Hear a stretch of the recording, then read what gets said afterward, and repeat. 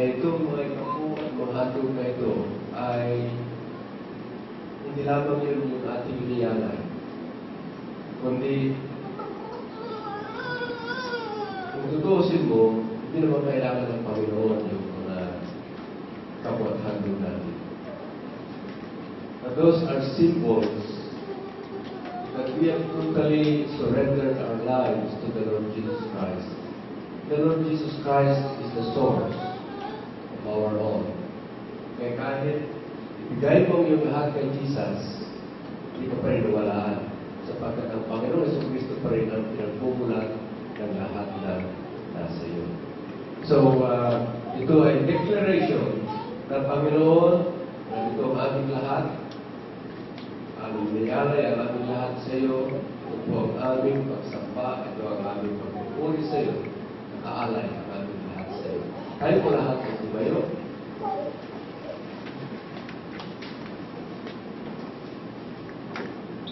Tayo manalangin. Lahat ng may pangangailangan sa Panginoon, isa sa kamay. Okay? May pagkakas.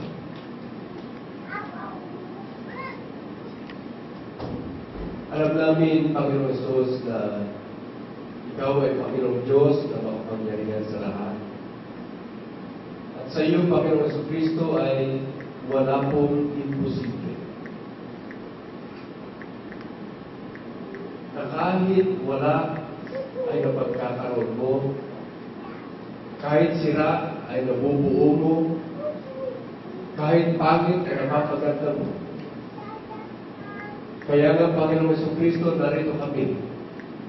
Nag-aalay ng aming lahat.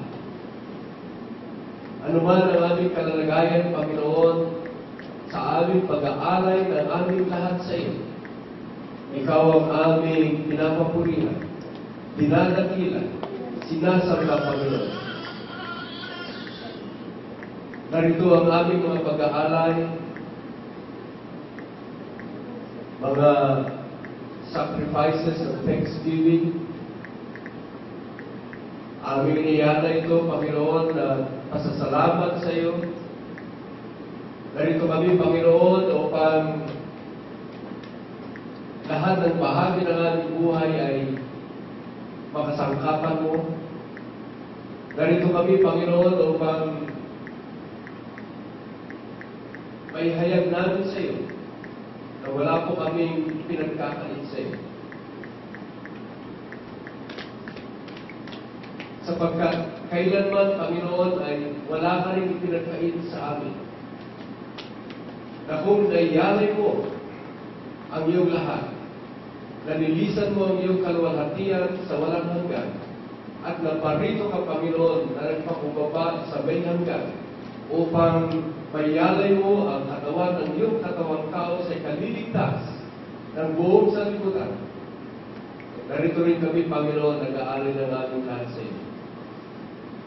At sa aming pagkakaalay ng aming lahat sa iyo, Panginoon, masabi namin na kasama ni Pablo, I know, in whom I have believed, and I am persuaded that He is able to keep that which I have committed unto Him against that day. Kaya nga, Panginoon, alam namin na patuloy mo po kaming iniingatan, patuloy mo po kaming tinutustusan, patuloy mo po kaming sinasanggalan, Panginoon, sa lahat ng masama. Patuloy mo kaming inililigtas, Panginoon. Kaya maraming salamat po, Lord Jesus, sa lahat ng mga ginagawa mo po sa aming mga buhay, sa aming mga sambayan, sa aming mga kabuhayan, Panginoon. Tunay po, Panginoon, na napakabuti mo po sa amin. Kay Lord Jesus, itong bayan mo ngayon ay narito sa iyong pangalan, sa iyong trono ng biyaya, nag-aalay ng aming lahat sa iyo, kasama ang aming mga panalangin, kasama ang aming mga kahilingan sa iyo, Panginoon. Na ikaw po ang maging katugunan ng mga kahilingan namin na ito, Lord Jesus. Lord Jesus, hindi namin mabanggit ang lahat ng mga pangangailangan na ito. Subalit, alam mo po, Panginoon, ang bawat detalye ng buhay ng bawat sa amin. Na kahit bago pa namin hiniling, ay meron ka ng tugon sa bawat sa amin, Panginoon. At At sinabi mo pa rin, Panginoon, na anuman ang aming hilingin sa iyong pangalan, yun ay gagawin mo upang ang Ama ay maluwalhati sa Anak. Kaya nga, Panginoon, narito kami. Nagpapasalamat, nagpupuri sapagkat Panginoon sa Kristo. Ikaw po ang katuparan ng pinakamagandang buhay para sa bawat isa sa amin. Sa pangalan mo po, Panginoon sa Kristo. Amen. Amen.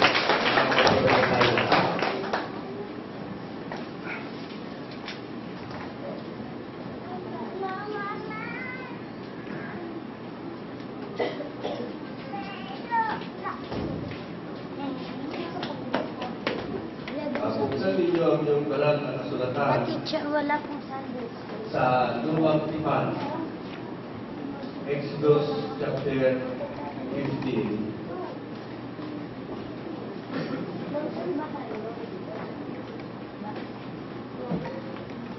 At babasahin ko mula sa unang talata hanggang sa kalawang talata.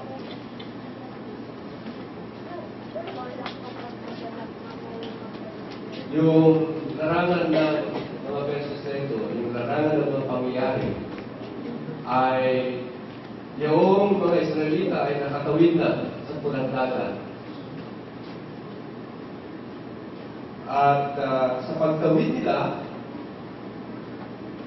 ang Panginoong Jesucristo ay kanyang inawi yung pulang dagat upang yung mga Israelita ay makatawid sa tuyong lupa habang sila naman ay hinahabol ng mga kawat ni Paraon.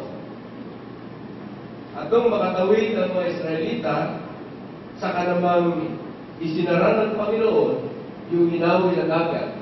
Kaya lahat ng mga all horses and all their riders, sila lahat ay nalunod doon sa pulang dagat na yun.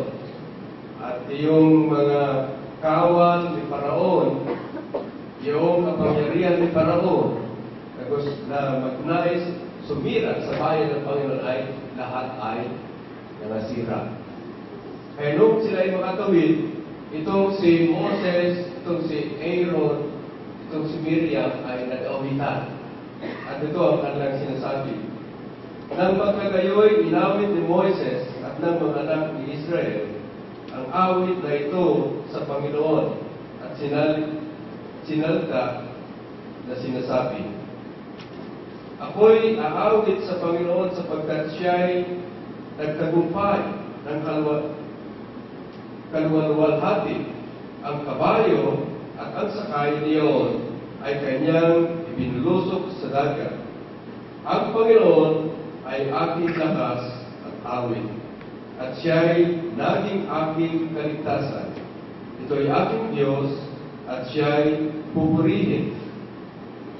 Dito, pupurihin Diyos ng aking Ama, at siya'y aking tatanghalin. Pagpalain ng Panginoon ang pagkabasa ng kanyang mga salita. The Lord is my strength and my soul, and He, Yahweh, si Yahweh, no? Lord, si Yahweh. The Lord is my strength and my soul, and He is become my salvation. Patungkol sa kaligtasan ay maraming mga usapin na mahalaga. Ano ba yung kaligtasan? Ano ba yung pagkakaligtas natin?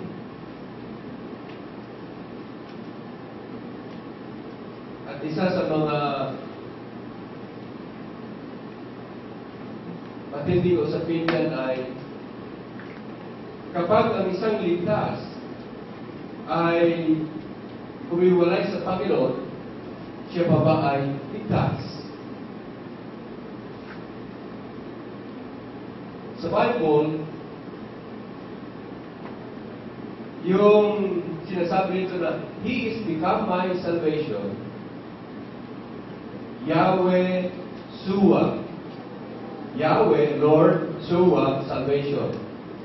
Ito ay nakakontract, kinontract ito, at ito ay naging Yeshua. Si Yahweh ang aking kaligtasan. At maraming usapan patungkol dito na ano ba ang kaligtasan. Sapagkat may mga nagsasabi na hindi kailangan ang kaligtasan ay hindi sistema, ang kaligtasan ay hindi iglesia, ang kaligtasan ay hindi relihiyon. Yung relihiyon na tinutukoy dito ay kaiba yung tinutukoy ni James doon sa 1:27. Nang tinutukoy niya doon ay pure religion and undefiled before God, our Father, is to visit the orphans and the fatherless, and to remain unspotted from the world. Yung religion na yun, hindi yun yung religion na tinutukoy dito na hindi kailangan ang religion sa kaligtasan. Dahil yung religion doon, yung nalisay na religion na tinutukoy doon ay yung konsekwensya ng kaligtasan. Yun ay bunga ng pagkakaligtas. Na kung ikaw ay ligtas, ikaw ay gumagawa ng mga mabubuting gawa. Subalit yung mabubuting gawa, hindi yun ang nagliligtas sa atin. No? Sapagkat ang sinasabi nga sa Bible ay tayo ay nangaligtas sa biyaya ng Diyos na ito ay kanyang kaloob sa panagpagsampalataya. No? We are saved by grace through faith. Not of yourselves, but it is a gift of God. It is not by works, lest anyone should boast. No? Ang kaligtasan natin, yan ay hindi na pagtatrabahuan. Hindi kagagawan natin yan. Dahil yung ating pagkakapahamak dahil sa kasalanan ay nangangailangan niya ng bayad, at yung kabayaran ng kasalanan na yan ay kamatayan. At kung bayaran mo sa pamagitan ng iyong kamatayan, para saan ka pa? Kung ikaw ay wala na. So, hindi maaaring ikaw magbayad yan, maaaring ikaw pero wala ka na. Kung binayaran mo yan ng iyong kamatayan. Kaya, yung kaligtasan natin ay yung pagkakaalis natin sa sumpang hatol na kamatayan dahil sa pagkakasala. At dahil tayo ay nagkasala, ang sinasabi sa Bible ay lahat ay nagkasala at walang nakabot sa kaluwalhatian ng Diyos. At ang kabayaran ng kasalanan ay kamatayan. So yan yung judgment. So, para ikaw ay may ligtas, maalis ka yan sa ilalim ng hatol na kamatayan. And therefore, for you to be saved, someone should pay the penalty for your sins. Okay.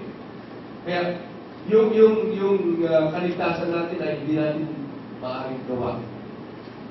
Dahil may iba't ibang mga konsepto patungkol sa kaligtasan.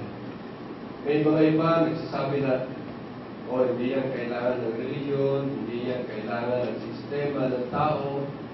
Yung mga iba naman sinasabi, ang aming kaligtasan ay pagsampalataya at mga mabubuting gawa. Yan ang angkin ng Roman Catholic Church. Faith plus good works. Ang isang malaking katanungan yan how much good works do you need in order to be saved? Gaano ka gamit ang iyong gagawin na pagmamakabuti?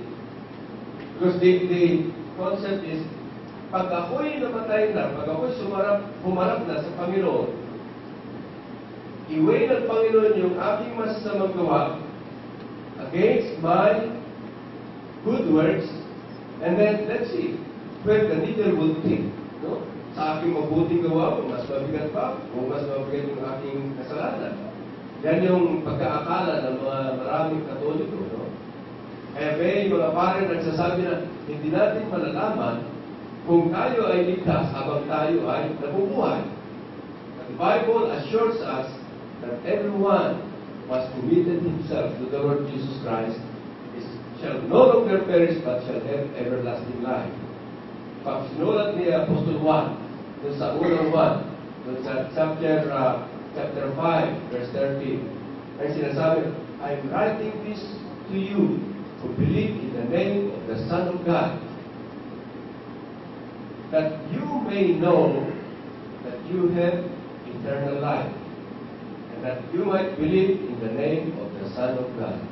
So, may pagkaalam tayo na tayo ligtas kung tayo sumasampalataya sa pangalan ng Panginoon Jesucristo.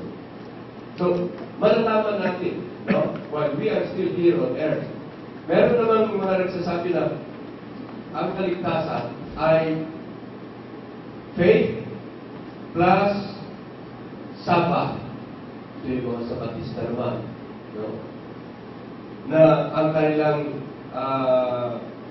paniniwala ay dapat pagdating ng Sabat sila ay magsasamba at magpapahinga. Yung concept ng rest sa kautusan ni Moses, you will not be able to lift a finger to do a work, any amount of work, on the day of Sabbath. Kung yun talaga sinusunod ng mga Sabatista, dapat wala silang gagawin na naman. Inyong pansinin na noong ang Panginoon ay nagpapaulan ng mana sa mga Israelita, bago dumating ang Sabat, 2 beses na yung amount ng mana na kanyang inihulog sa mga Israelita. Sapagkat pagdating ng Sabat, hindi sila gagawa ng anuman.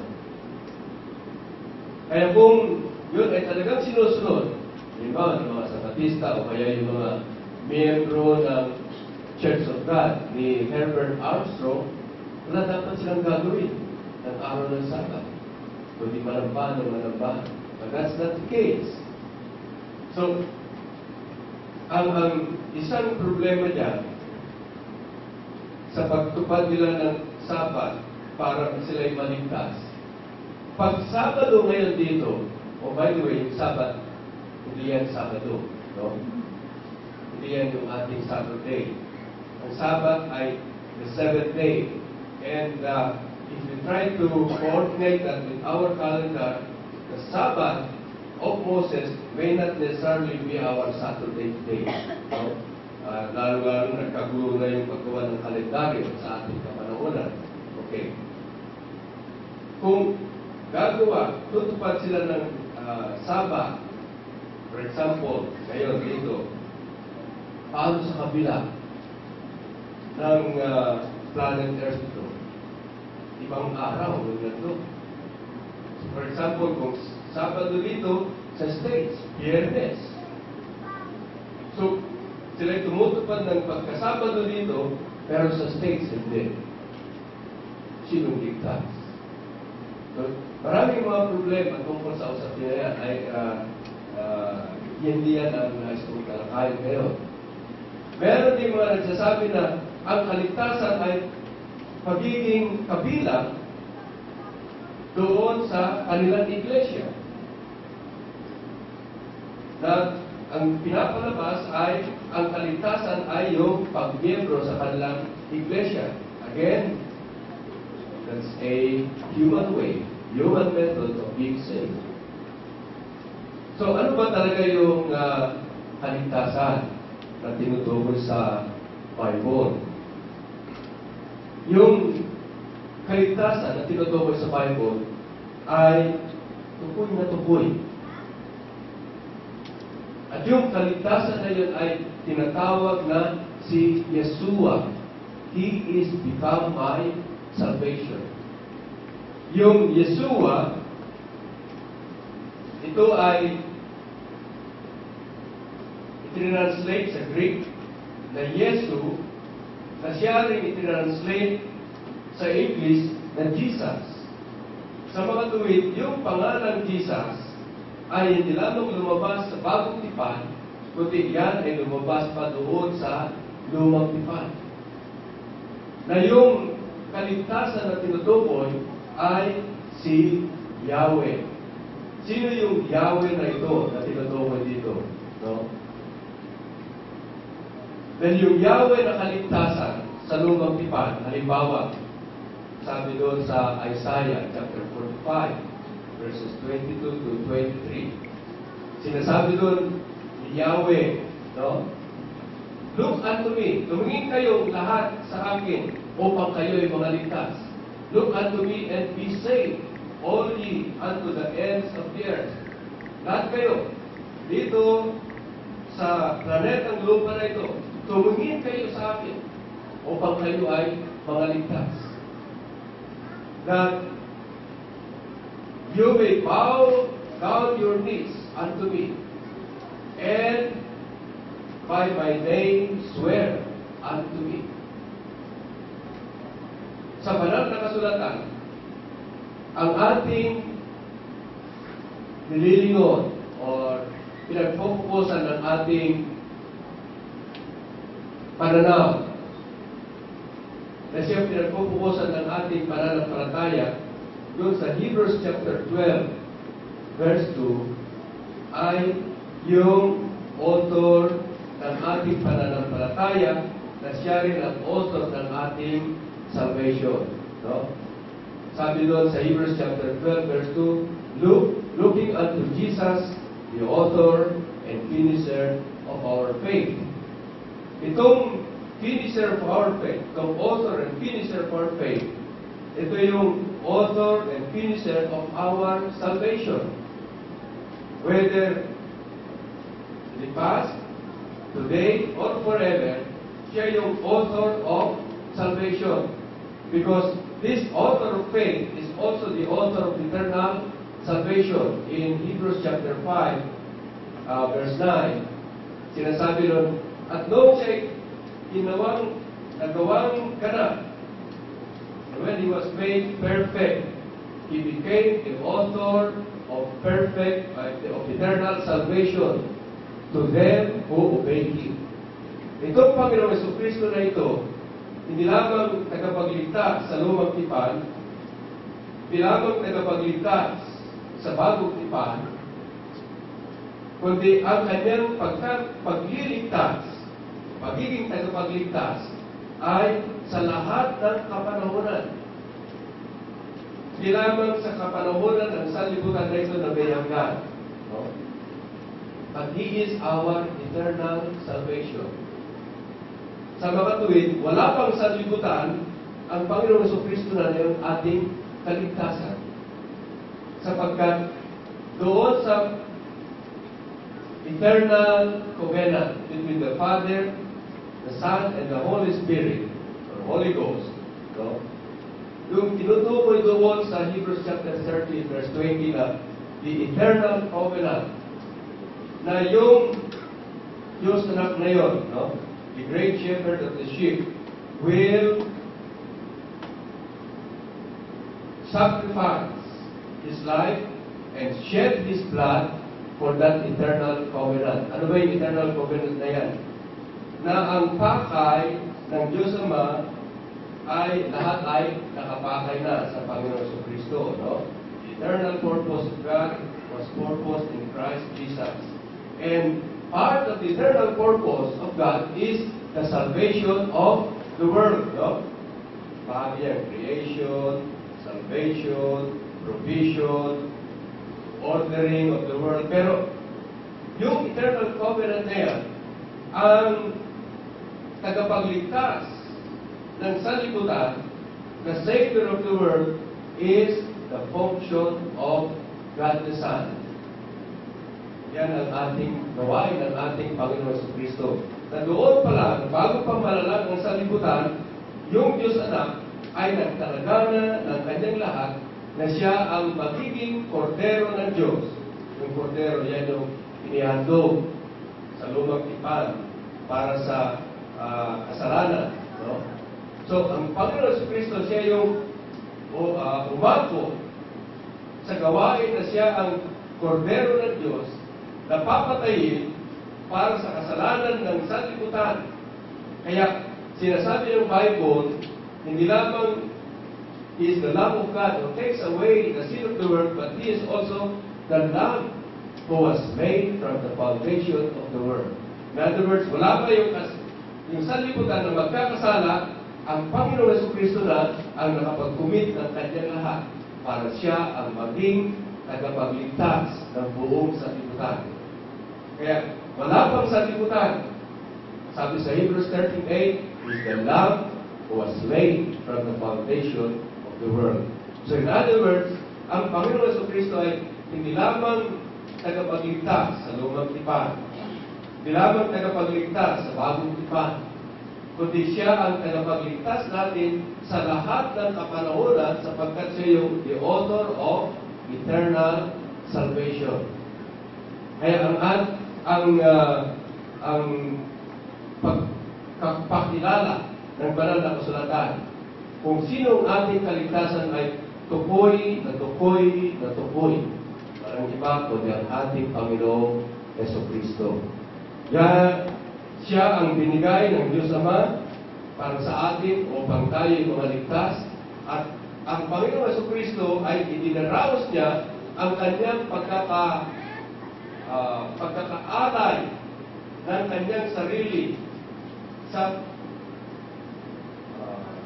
banal na Espiritu. No? How much more shall the blood of Jesus Christ, who through the eternal Spirit offered Himself without spot to God.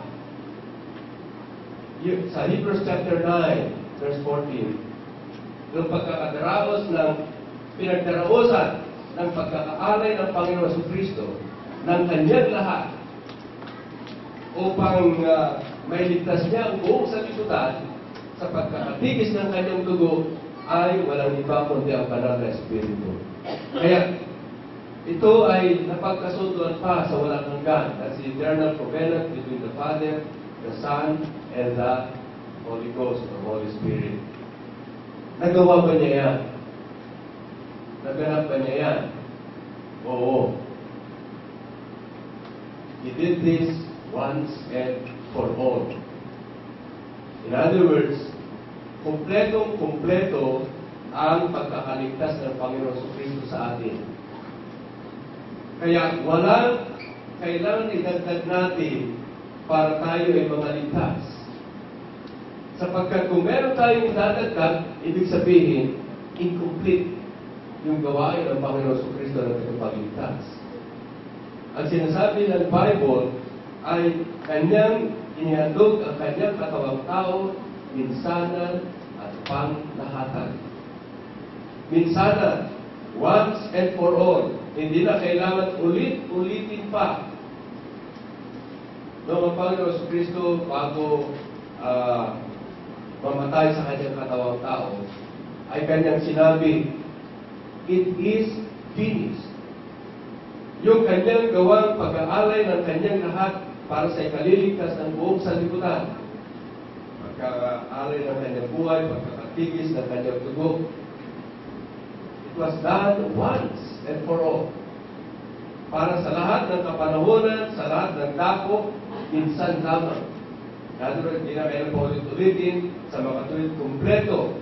Kaya sabi ng ating Panginoon Jesucristo, it is finished. Tapos na. Hindi incomplete ang gawain ng Panginoon. Kaya, paulit-ulit kong nababanggit, ang sinasabi ng Bible doon sa Colossians 2:9-10, sinasabi doon na, and we are complete in Him. We lack nothing in the Lord Jesus Christ. Kaligtasan, kumpleto.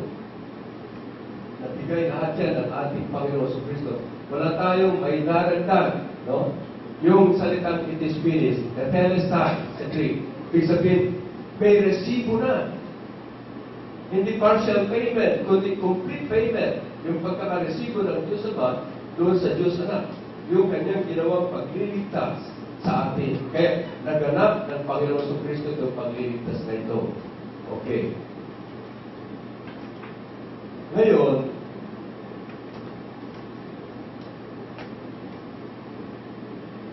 itong mga kabilang sa Reformation movement,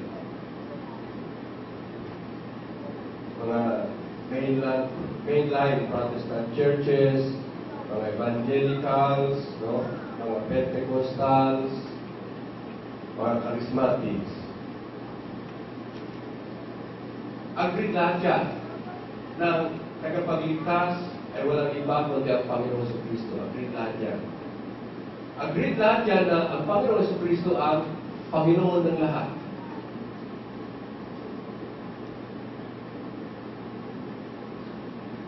Na ang sino man na tumanggap sa Panginoon Jesucristo ay ligtas sa lahat ng kapamakan at may buhay na walang hanggan.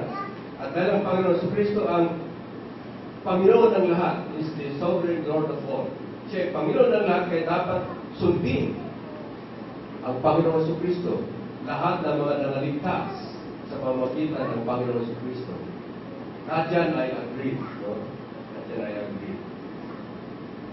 Ang isang tanong ay, paano kung ang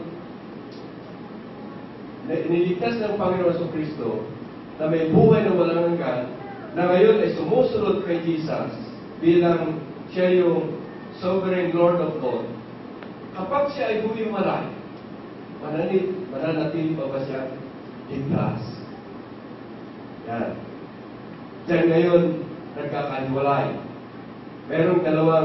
Generally, merong dalawang schools of belief dyan. Sa isang panig, yung eskwela ni Calvin, John Calvin, the French theologian. Sa kabilang kamo naman, yung eskwelahan ni Cubos, Arminius, isa namang Dutch theologian. Sabi ng mga Calvinist, doon sa tanong na, ang tao ba naligtas, tumanggap sa Panginoon Jesucristo, may buhay na walang hanggan, ngayon sumusunod sa Panginoon Jesucristo, sa sandali na humiwalay kay Jesus, ligtas pa ba? Yan. Ang sagot ng mga Calvinista ay, oo. Yan. Once saved, always saved. Sa kabilang dako naman, ang mga Arminians, ang sagot nila ay, hindi na. Sabi ng mga Calvinist, once you are born into the kingdom of God, you cannot be unborn from the kingdom of God. Once saved, always saved. Dito sa kabila, sa mga Arminians, sabi nila, hindi, pag ikaw ay hindi na sumusunod, humiwalay na kay Jesus, wala ka ng kaligtasan.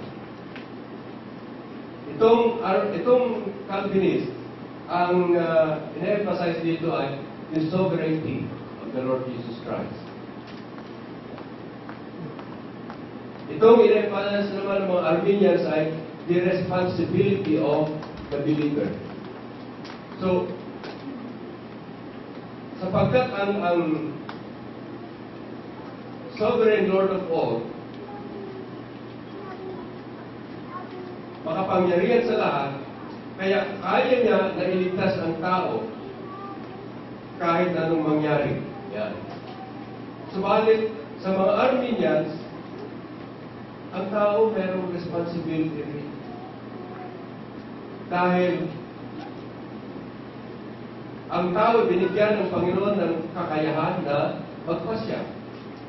Merong free will ang tao, no? Malaya na magpasya sa kanyang sarili.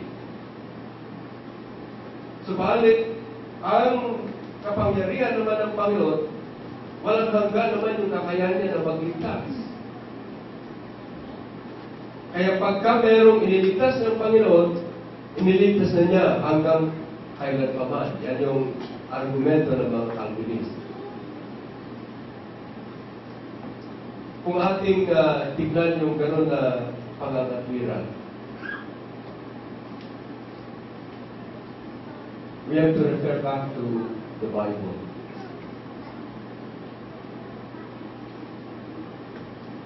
Dahil ang tanong ay, noong si Adan, bago siya magkasala, meron siyang buhay na walang hanggan. Nagpapatuloy, no? Alam niya na ang Panginoon Kristo ang kanyang Panginoon na makapangyarihan sa lahat, na kanyang sinusunod. Galinatasan siya ng Panginoon na siya yung mamahala sa lahat ng mga naroon na nilikha ng Panginoon. Subalit meron sinabi ng Panginoon sa kanya na sa lahat ng bungang kahoy sa hardin ay maaari mong kainin, iban sa bunga ng kalaman ng bunga ng punong kahoy ng kalaman ng mabuti at ng masama. Sapagkat sa araw na kumain ka riyon, ikaw ay tiyak na mamamatay. In other words, kaya ng Panginoon Jesucristo na iligtas sila. Kayang-kaya. Pero, kinakailangan sila ay sumunod doon sa warning ng Panginoon. Ang sinasabi niya, lahat ay pwede nyo kainin, liban doon sa bunga ng punong kahoy ng kalaman ng mabuti at ng masama. Sapagkat sa araw na kayo kumain niyo, ikaw tiyak na mamamatay. In other words, to make it simple, ganito. Sumunod ka sa akin, sabi ni Jesus, ikaw ay mabubuhay. Sumuway ka sa akin, ikaw ay tiyak na mamamatay. So, unfortunately, ang sila Adan, saka si Eva, sila ay sumuway sa Panginoon. Nung sila'y sumuway sa Panginoon, sila ay pinalaya sa hardin. Yun lamang ba? No. They suffered the consequences of their sin, and that is death. Pumasok na ang kasalanan sa sanlibutan, pumasok ang kamatayan sa sanlibutan, kaya nagkaroon ng kamatayan. Napalod ng kamatayan itong sanlibutan na ito. So anywhere you look, there is death. Maaaring sumibol ngayon ang isang tanim, pero after some years, patay na rin yan. Maaaring magtayo ka ngayon ng bagong bahay, after some years, sira na yan. Bumili ka ngayon ng bagong kotse, bagong-bago yan, after some years, sira na rin yan. So this world is in decay because of sin and death. So, in other words, hindi lamang napalaya sila, Adan sa si Eva, doon sa hardin, kundi merong konsekwensya na kamatayan yung kanilang paghiwalay, pagsuway sa Panginoon. Sila ay humiwalay sa Panginoon because when the Lord was walking in the garden in the cool of the day, they hid from the Lord. Kaya tanong ng Panginoon kay Adan ay, Adan, nasaan ka? They hid themselves from the Lord. Takot sa Panginoon. Pero, yung tanong niya yun ay hindi dahil hindi niya alam kung nasaan sila Adan at si Eva. Kundi, that's one way of asking them, Adan, nasaan ka? Ikaw ba ay nasa akin pa? O ikaw ay humiwalay na sa akin? Are you still with me? Because the Lord said, he who is not with me is against me. And he who is against me scatters abroad.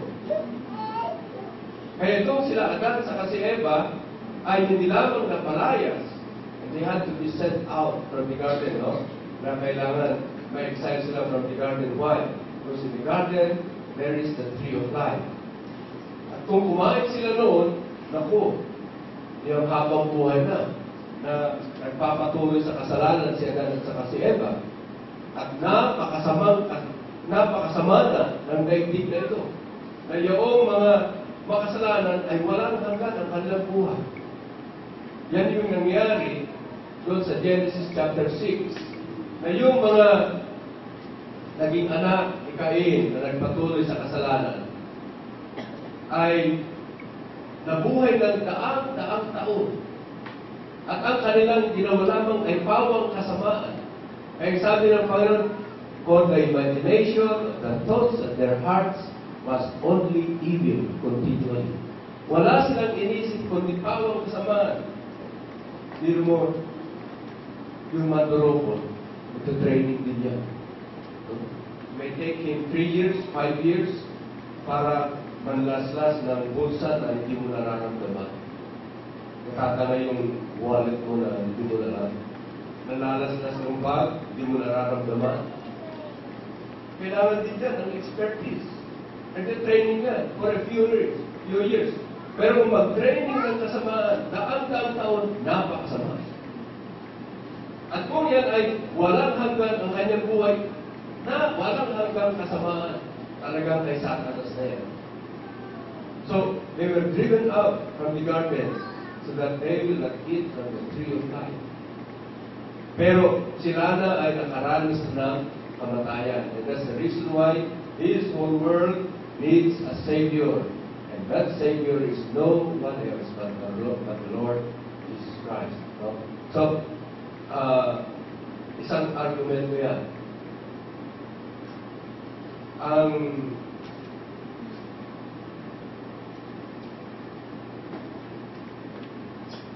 Siguro, to make our discussion short. Tignan niyo sa Luke 15. Because dyan sa istorya na yan ay merong isang ama na napakapait. Merong dalawang anak. Yung panganay, nag-iipon, no? Sa kabuhayan, panaipon sa kabuhayan. Yung bunso naman, no? Waldas naman sa kabuhayan, no? Waldas naman, nagwawaldas. Yung isa, paipon. Yung isa, patapon. O, magkaiba, ito magkapatid na ito. Yung panganay, nagtatrabaho, hindi lumalayas sa kanilang bahay. Samantalang itong bunso, pawaldas, naglalagpa. Kabarkada. Kaya isang araw, sabi niya, Ama, akin na yung aking mana. Buhay ka pa, pero akin na yung aking mana. Hindi ko na maantay na ikaw yung mamatay. Akin na.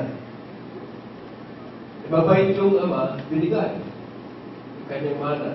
So, nagpunta sa isang malayong lugar, itong bunsong ito.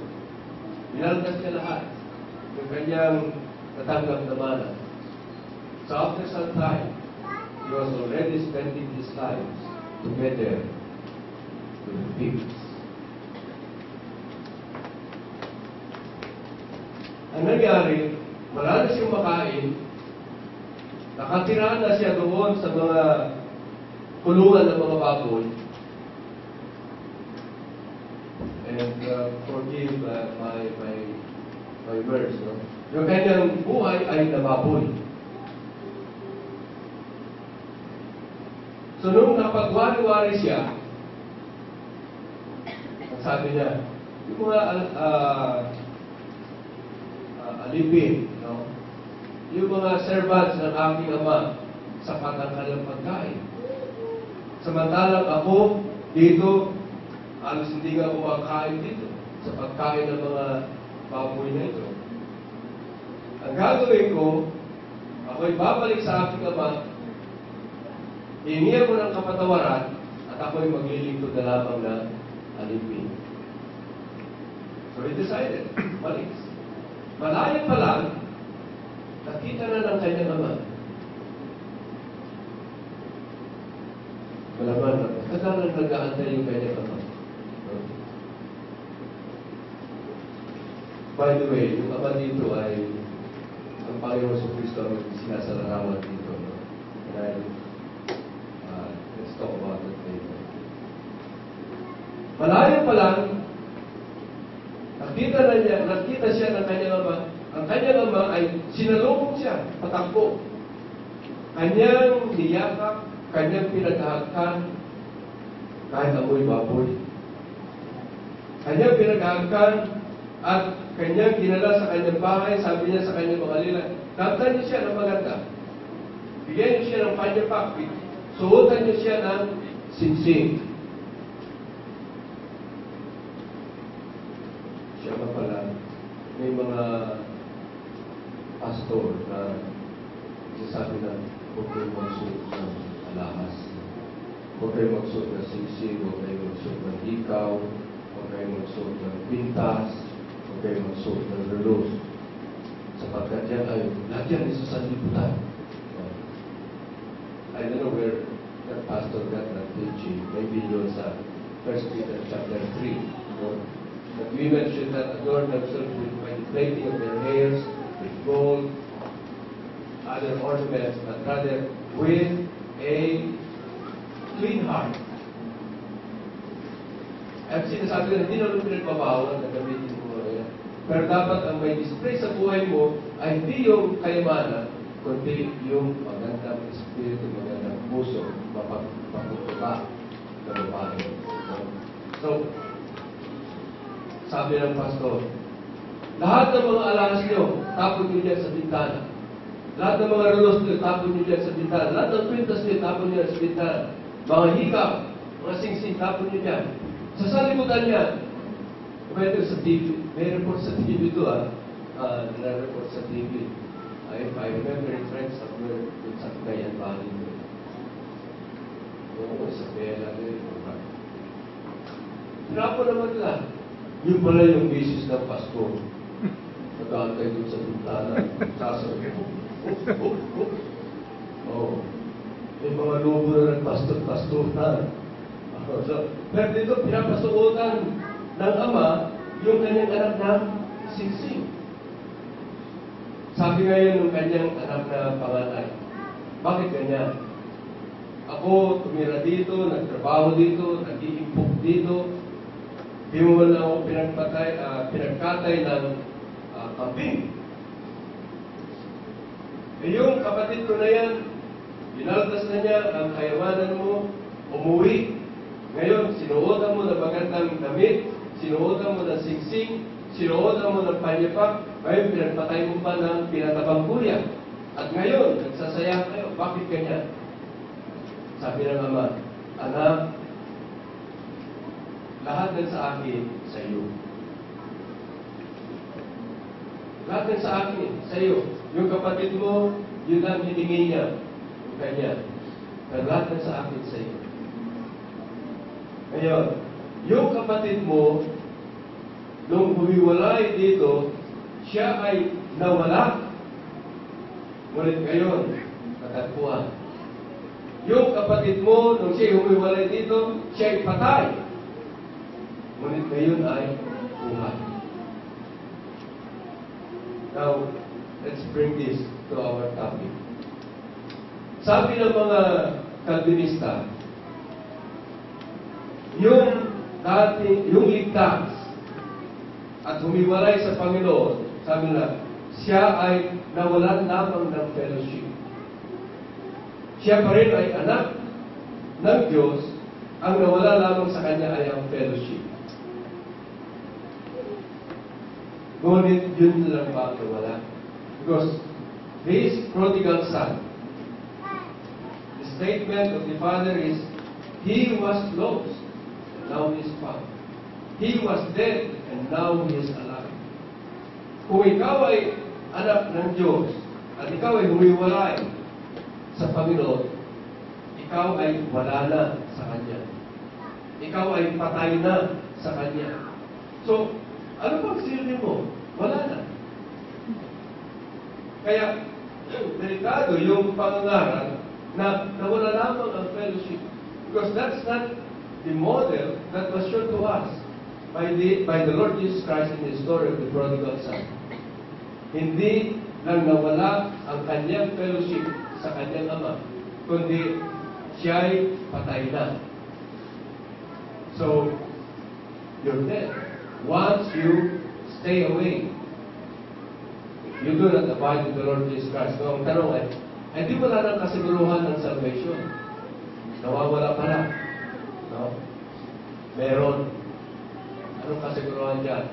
John chapter 15, verses 1 to 6. Sabi doon ng Panginoon sa Kristo, ako ang puno ng tunay na ubas. Kayo ang mga sanga. Ang ama ang siyang hardinero. Kayo mga sanga nakatugtong sa akin. Yung sanga, habang nakadugtong doon sa puno, buhay. Pero sa sandali, nahiwalay yung sanga na yan doon sa puno, sabi ng Panginoon Kristo, yan ay matutuyo, yan ay itatapon doon sa apoy.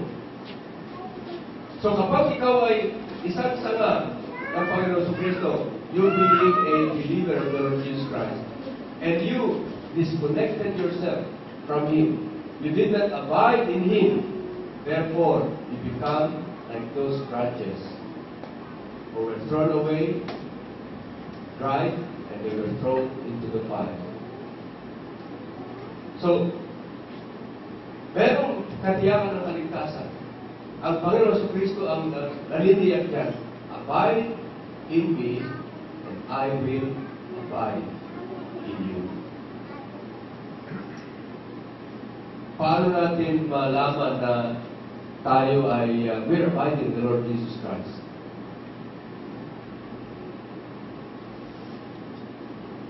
Aside from continuing to believe the Lord Jesus Christ, dahil doon sa John 3:16, whosoever believes, that's a continuing action, no? Pag may S, o kaya yung Old English, believer, no? Yan ay nagpapatuloy. In other words, nagpapatuloy sumasampalataya sa Panginoon Kristo. Okay, ligtas. Liban yan na kung ikaw ay mananampalataya ng Panginoon Kristo at ikaw ay nagpapatuloy sa kanyang salita, sabi ng Panginoon Kristo to them that believe in Him, if you continue in my word, you are my disciples indeed. And you shall know the truth, and the truth shall set you free. So, hindi ka lamang nagpapatuloy sa iyong pagsampalataya, nagpapatuloy ka sa kanyang salita na iyong sinasagawa, nalalaman mo ang kanyang salita, iyong sinasagawa. Liban pa dyan, kinakailangan lahat ng ating gagawin, lahat ng ating sasabihin, everything that comes out from us, dapat yun ay nakafocus tayo, Jesus. Yung buhay mo, no, ay nagiging isang panalangin para kay Jesus. To summarize it, it's like this: to live is Christ, and to die is gain. Whatever you do, whether in word or in deed, do it all in the name of the Lord Jesus Christ, giving thanks to the Father through Him. 3:17 in Colossians. Pagdating doon sa verse 23, doon sinasabi, whatever you do it heartily as unto the Lord and not as unto man. Na lahat ng gawin mo hindi alang-alang sa tao, kundi alang-alang sa Diyos. Sapagkat sa ginagawa mong yan, ikaw ay tatanggap ng gantimanan. Bakit? For you serve the Lord Christ. In other words, kung lahat ng iyong ginagawa ay ginagawa mo alang-alang kay Jesus, ang buhay mo ay nagiging isang panalangin sa Panginoon. Bakit ka naglalaba? Naglalaba ka para kay Jesus. Bakit ka nagpupunta sa Bible study para kay Jesus? Bakit ka nagpupunta sa worship service para kay Jesus?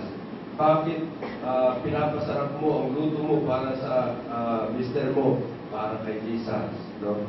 Bakit dinilinis mo ang tahanan ninyo para kay Jesus? Kapag yun ang ginagawa mo, yung buhay mo ay parang panalangin, no? Sinasabi para kay Jesus, para kay Jesus. Tayo ay nasa sanlibutan na puno ng kagipitan, puno ng kapigatian, puno ng kapanglawan, puno ng kawalaan, puno ng kahirapan. At madalas tayo ay pinipiga ng sanlibutan na ito. Ngunit habang pinipiga tayo, yung lumalabas na kata sa ating buhay ay para kay Jesus, all for Jesus, all for Jesus.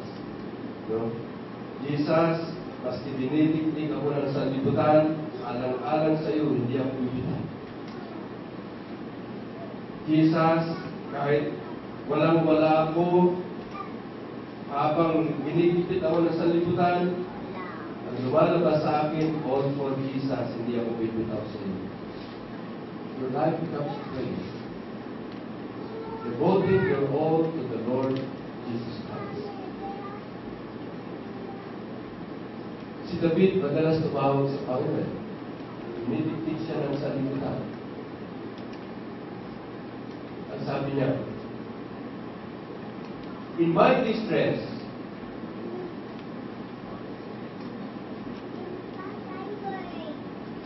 it's Psalm 18:14. In my distress, I call upon the Lord. And I cried unto my God. And He heard my voice. And He heard my cry before His ears. Si David ay makita mo ng all for Jesus. David. No? Walang ginawa si David kundi alang-alang palagi sa Panginoon. Nung siya tumawag sa Panginoon, pinakinggan siya ng Panginoon. Ano ba yung kalalagayan niyo ngayon? Ano bang dinidikdik ng sanlibutan sa inyo ngayon? Kapag hindi ka bumibitaw kay Jesus, napapakinggan ka ni Jesus. He hears your cries. Yung mga Israelita, nung sila hirap na hirap, dinidikdik ng mga Egyptio, nagdidig ng Panginoon ang kanilang iyak. The Lord heard their cries. Kung ikaw din ay all for Jesus, hindi ka bumibitaw kay Jesus, ano man yung dinadaan mo, sa sandali na ikaw tumawag sa Kanya, meron na nakalaan na tungkol sa iyo. Call unto me, and I will answer thee, and I will show thee great and mighty things that you haven't heard of. Papakita ang Panginoon na di wala sa iyo. Ano man yung problema mo na nadala mo ngayon, huwag kang bumitaw kay Jesus. Sapagkat si Jesus ang ating kaligtasan. Sa lahat ng kapigatian, sa lahat ng kagipitan, sa lahat ng kawalan. Not only now, but even unto eternity. Because He is the author of salvation. And He is always ready and very willing to save you from all harm if you commit your all to the Lord Jesus Christ. Ang tanong ko ay, tatalaga ba natin ang ating lahat kay Jesus? Amen. The Lord bless you all. Shall we all stand? And let's commit our all to the Lord Jesus Christ. Aming Panginoon Jesus, napakabuti mo po, Panginoon. Sapagkat, not one thing have you kept from us. Na kahit kami ay makasalanan pa, ikaw na ay nag-alay ng aming lahat sa iyo. Upang bawat isa na sumusunod sa iyo, bawat isa na lumalapit sa iyo, bawat isa na nagtatalaga ng kanyang lahat sa iyo, ikaw na po ang aming kaligtasan. Ikaw ang aming Yeshua, ikaw ang aming Yesu, ikaw ang aming Jesus. And you were given that name because you saved your people from their sins.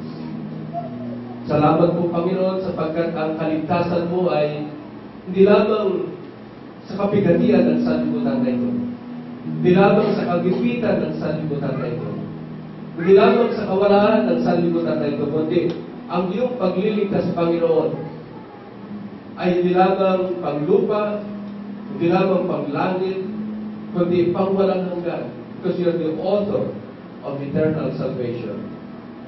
And therefore, Lord, with all faith, with all hope, with all love, we commit our all to you. Narito po ang aming buhay, narito po ang aming sambahayan, narito po ang aming kabuhayan, Narito po ang aming lahat. Nasa iyo na ang kamay, Panginoon.